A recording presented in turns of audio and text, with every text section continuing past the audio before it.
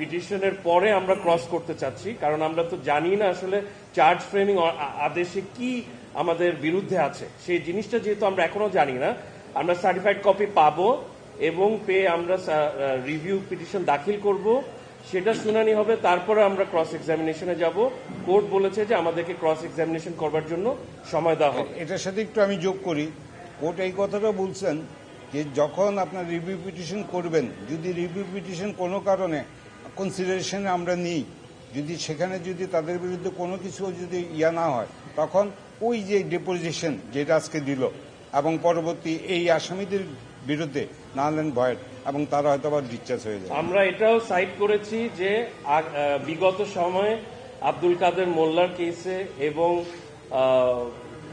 Mohammad কামারুজ্জামানের কেসেও review আবেদনটি খুব গুরুত্ব সহকারে বিবেচনা করা হয়েছিল আইসিটিতে এবং সেখানে রিভিউ আবেদন গ্রহণ করা হয়েছিল এবং আমরা বলেছি যে এটি একটি খুব গুরুত্বপূর্ণ বিষয় এই কারণে যে আমাদের এই আইসিটি আইনে কোনো আদেশের বিরুদ্ধে অ্যাপিল করার হায়ার কোর্টে কোনো বিধান নেই।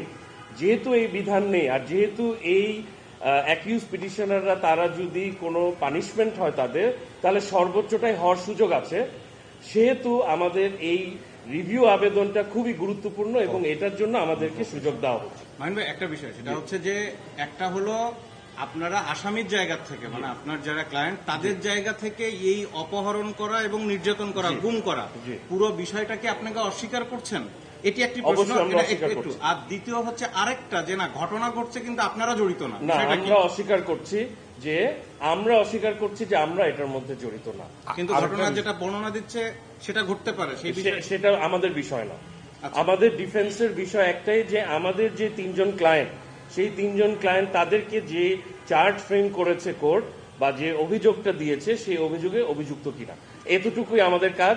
প্রসিকিউশন দেখাবে যে এরকম ঘটেছে কিনা, আমরা তো আসলে জানি না এটা ঘটেছে কি ঘটে নাই, বাট আমাদের কাজ হলো, ডিফেন্সের কাজ হলো যে আমরা এটা প্রমাণ করব যে আমরা এইটার সাথে যুক্ত না। এটার সাথে একটু যুক্ত করতে হবে, এই যে তিনজন যে আসামি আমাদের, এই তিনজন আসামিদের ওই তৎকালীন সময় যে সময়টা বলছেন এই যে অ্যাবডাকশনের কথাটা, ওই সময় তারা এই যে আজকে যে ডিউটিতে সিটিএম যে ডিউটিতে, ওই ডিউটিতে তারা জয়েনই করেন।